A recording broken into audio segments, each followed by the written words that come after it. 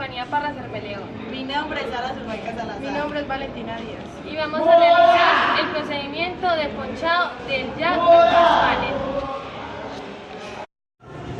Buenas tardes, este es el paso a paso para realizar el trabajo del panel.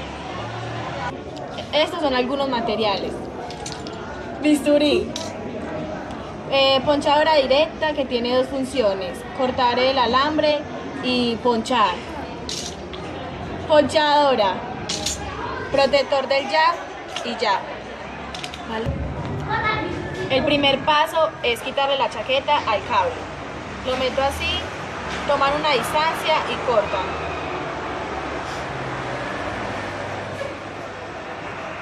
Y jalan y quitan la chaqueta.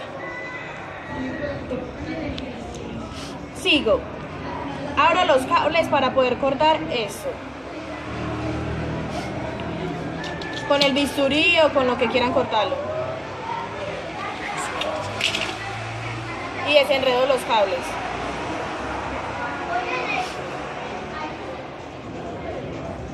Ya. Y se enderezan los cables. Todos tienen que quedar derechos. Segundo paso, se organizan los cables dentro del jack. Se organizan los cables según la norma que estemos trabajando. En mi caso estamos trabajando con la norma A. Se enderezan los cables y los organizaré, depende del color, en el jack. Aquí introducimos el cable y luego se poncha.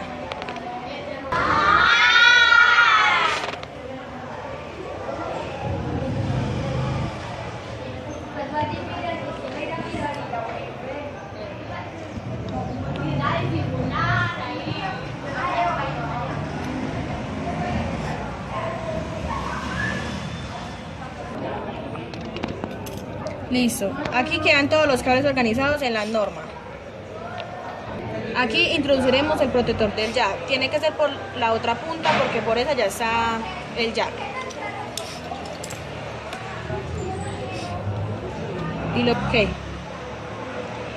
Primero tenemos que cortar estas puntas para poder apretar el protector del jack. Luego aquí se conecta el protector para que quede bien seguro. Y por último aquí conectamos el cable en el panel.